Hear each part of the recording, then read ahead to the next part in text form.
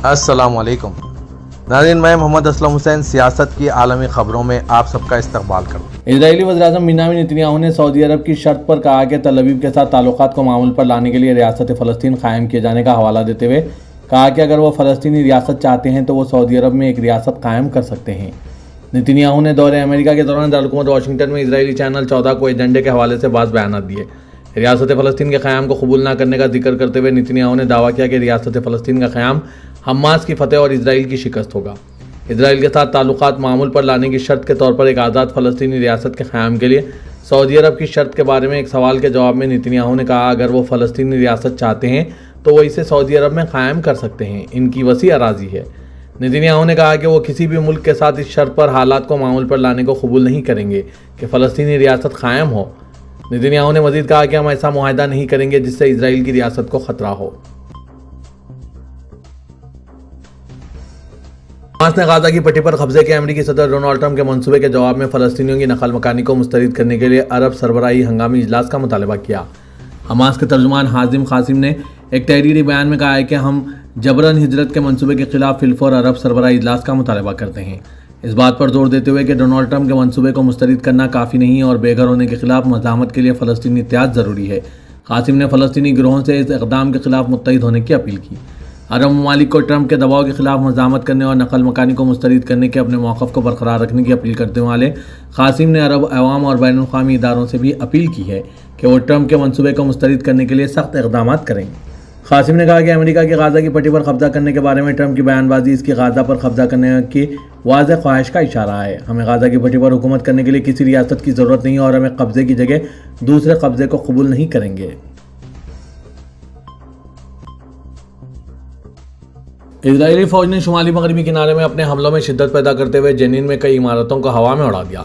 Israeli फ़ौज जिसने इतवार 19 जनवरी को गाज़ा में जंगबंदी के निफाज के बाद 21 जनवरी को मकबूजा मगरबी किनारे के शुमाली हिस्से पर जारियत का आगाज़ किया था, जेनिन शहर, जेनिन पनागदीन कैंप और तुलकरम और तबास पर अपने हमले जारी रखा हुआ है। शहरों को घेरे में लेकर और बड़ी तादाद में फ़लस्तीनियों को हिरासत में लेने के बाद इजरायली फ़ौज इलाके में घरों को मस्मार कर रही है, नकल व हमल, पानी, बिजली और मवासलात के बुनियादी ढांचे को नुकसान पहुंचा रही है और फ़लस्तीनी इमलाक को बैरकों में तब्दील कर रही है। ऐनी शाहिदीन की रिपोर्ट के मुताबिक इजरायली फोर्सेस ने जेनिन रेफ्यूजी कैंप में कई इमारतों को धमाके से उड़ा दिया। ऐनी शाहिदीन ने बताया कि सुबह सवेरे इलाके में ज़ोरदार धमाकों की आवाज़ें सुनाई दी। ये भी बताया गया कि इजरायली फ़ौज ने कैंप के आसपास के इलाके में फ़ौजी टीमें भेजी है। तुलकराम के गवर्नर अब्दुल्ला कमेल ने भी एक बयान में बताया कि कैंप में मुकीम 85% लोग इजरायली हमलों की वजह से बेघर हो गए हैं। तोबा शहर के अल-फारिया, पनागदीन कैंप और तुमोन कस्बे पर हमले 6 दिनों से बिलातातुल जारी है।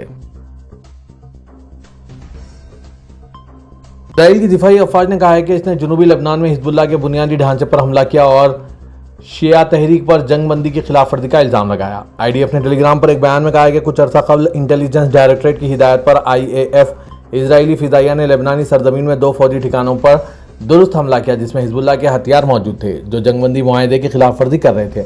उन्होंने कहा कि वो इजराइल को लाहक खतरात को ख़त्म करने और जंगबंदी के मुआहदे के मुताबिक हिजबुल्लाह की जानिब से अपनी अफवाज के तामीर नौ की किसी भी कोशिश को रोकने के लिए काम जारी रखेगा। वाज़ेह के 27 जनवरी को लेबनान के क़ायम मुक़ाम वज़ीर नजीब मीक़ाती ने कहा था कि अबूरी हुकूमत ने इजराइल के साथ जंगबंदी के मुआहदे को 18 फरवरी तक बढ़ाने का फैसला किया। 27 नवंबर को तय पाए इस मुआहदे के तहत इजरायली अफवाज को 60 दिन के अंदर लेबनानी सरजमीन से मुकम्मल इनक़ला करना था और हिजबुल्लाह को दरिया लितानी के शुमाल में अपनी अफवाज को वापस बुलाना था। यूरोपीय यूनियन कमीशन के खारिजा ताल्लुकात के तर्जुमान अनवर अनोनी ने इस बात पर जोर दिया कि गाज़ा मुस्तक़बिल की फ़लस्तीनी रियासत का अटूट हिस्सा है।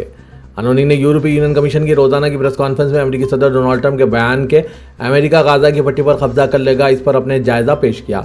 तर्जुमान ने कहा कि यूरोपीय यूनियन 2 रियासती हल के लिए पूरी तरह पुरअज़्म है और हम समझते हैं कि इजराइल और फ़लस्तीन दोनों के लिए तवील मुद्दती अमन का वाहिद रास्ता है। हमने वाज़ेह कर दिया है कि गाज़ा मुस्तक़बिल की फ़लस्तीनी रियासत का अटूट हिस्सा है। अल-अनोनी ने इस बात पर जोर दिया कि यूरोपीय यूनियन का मौक़िफ़ फ़लस्तीनियों की जबरी नकल मकानी नहीं है। वाज़ेह के इजरायली वज़ीर-ए-आज़म बेंजामिन नेतन्याहू के साथ एक मुश्तरका प्रेस कॉन्फ्रेंस में डोनाल्ड ट्रंप ने दावा किया था कि अमेरिका गाज़ा की पट्टी पर कब्जा कर लेगा और ये कि गाज़ा में फ़लस्तीनियों के लिए यह बहुत बेहतर होगा कि वो पड़ोसी ममालिक बिलखुसूस मिस्र और उर्दन में तामीर की जाने वाली नई बस्तियों में जाएं। ट्रंप ने यह भी कहा था कि फ़लस्तीनियों के पास गाज़ा को तर्क करने के अलावा कोई दूसरा ऑप्शन नहीं है। अमेरिकी सदर के गाज़ा पर कब्जे के मुतनाज़ा बयान पर फ़लस्तीन की कमसीन लड़की मारिया हुनून ने डोनाल्ड ट्रंप को दो टोक जवाब दिया है। غزہ کی پٹی سے فلسطینیوں کی جبری ہجرت کے بعد اب اس خطے پر قبضے کے بیان پر جہاں دنیا بھر سے اس حوالے سے امریکی صدر کی مذمت کی جا رہی ہے، وہیں ایک کمسن مگر بہادر فلسطینی لڑکی ماریا ہنون نے بھی ڈونالڈ ٹرمپ کو کرارا جواب دیا ہے۔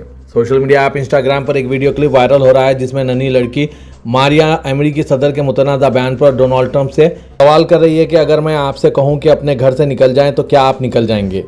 ماریا ہنون کہتی ہے کہ جب آپ اپنے گھر سے نکلنے سے انکار کر دیں گے تو پھر مجھے کیوں کہتے ہیں کہ میں اپنے گھر اور وطن سے نکل جاؤں؟ فلسطینی بچی نے ٹرمپ کو دو ٹوک جواب دیتے ہوئے کہا کہ آپ پوری دنیا پر حکم چلاتے ہیں سوائے غزہ کے، کیونکہ غزہ خود پوری دنیا ہے۔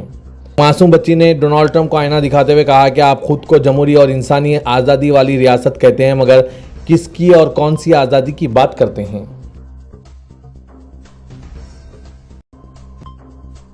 امریکی صدر ڈونالڈ ٹرمپ نے اسرائیل سمیت امریکہ اور اس کے اتحادیوں پر مظالم کے تعلق سے بین الاقوامی فوجداری عدالت ICC پر پابندی عائد کرنے کے ایک ایگزیکٹو آرڈر پر دستخط کیے۔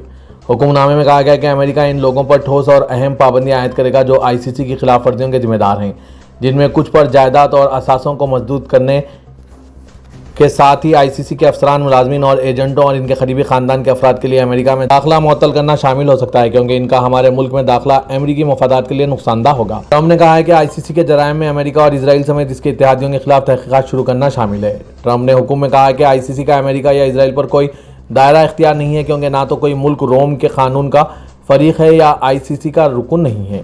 کسی بھی ملک نے کبھی بھی ICC کے دائرہ اختیار کو تسلیم نہیں کیا اور دونوں ممالک اپنی اپنی فوجوں کے ساتھ جمہوریت کو فروغ دے رہے ہیں جو جنگ کے قوانین پر سختی سے عمل پیرا ہیں۔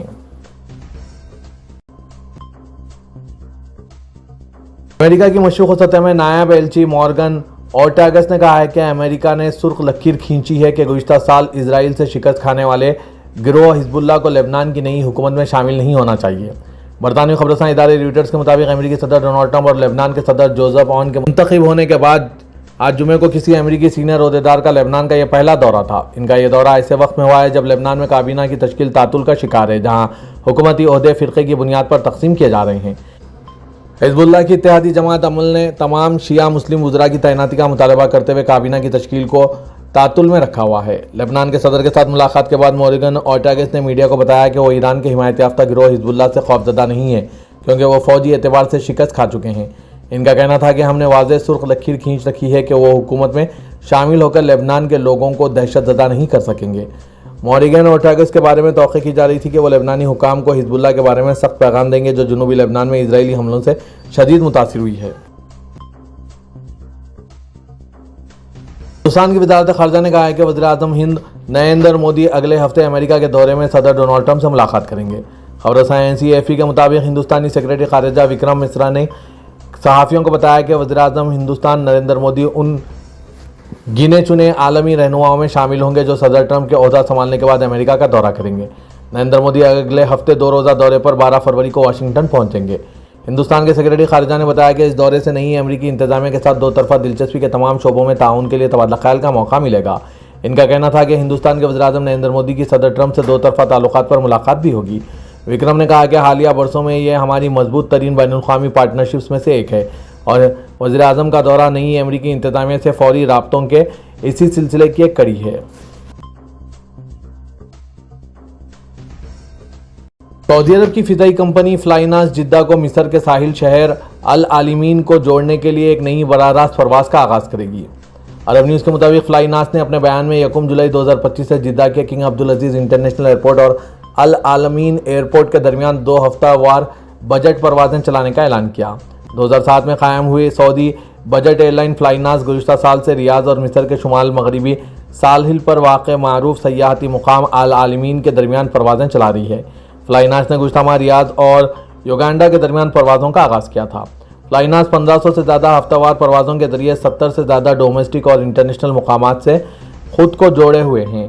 یہ حکمت عملی قومی فضائی کمپنیوں کو 250 بین الاقوامی مقامات کو مملکت سے جوڑنے کے ساتھ 2030 تک 330 ملین مسافروں تک پہنچنے اور سالانہ 100 ملین سیاحوں کو راغب کرنے میں مدد دے گی۔ سعودی سینٹرل بینک ساما نے کہا ہے کہ سعودی عرب میں مقیم غیر ملکیوں کی جانب سے 2024 کے دوران ترسیل زر میں 14% اضافہ ہوا۔ الاقتصادیہ کے مطابق ساما نے بیان میں کہا ہے کہ 2024 کے دوران مملکت میں مقیم غیر ملکیوں کی جانب سے 144 अरब रियाल की तरसील अज़र की गई, जो 2022 के बाद सबसे ज़्यादा है। सामा के आदाद शुमार के मुताबिक 2024 में गैर मुल्कियों की तरसील अज़र 144 अरब रियाल, 2023 में 127 अरब रियाल, 2022 में 143 अरब रियाल, 2021 में 154 अरब रियाल, 2020 में 150 अरब रियाल थी। अल शर्क़ औसत अखबार की रिपोर्ट में बताया गया है कि तारिकीन के तरसील अज़र में इजाफे की बुनियादी वजह रोज़गार की शरह में इजाफे और बाज़ शोबे में उजरतों में बेहतरी है। इक़्तिसादी तज्ज़ियाकार रवान बिन रबियान ने इस इजाफे की वजह रोज़गार में इजाफे के अलावा मजबूत माशी नमो को करार दिया है।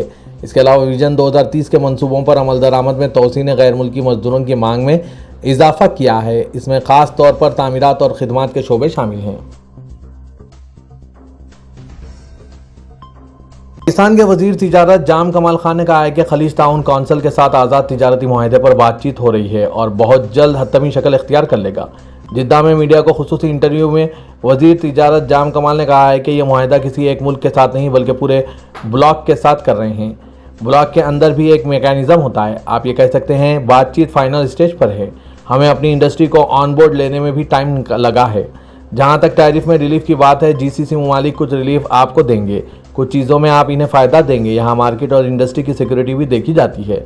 वज़ीर तिजारत ने कहा कि पाकिस्तानी बरामदात के फ़रोग़ के लिए ट्रेड डिप्लोमेसी पर काम कर रहे हैं, एक हकीकत पसमानदा अप्रोच इख्तियार की है। हमारे लिए ज़रूरी है कि पाकिस्तानी मसनूआत की ब्रांडिंग भी करें। इसके लिए पाकिस्तान के कुछ ब्रांड्स और जो हमारी सलाहियत से इसे उजागर किया जाएगा, इसके लिए मुख्तलिफ सोशल मीडिया और इलेक्ट्रॉनिक मीडिया का इस्तेमाल करेंगे।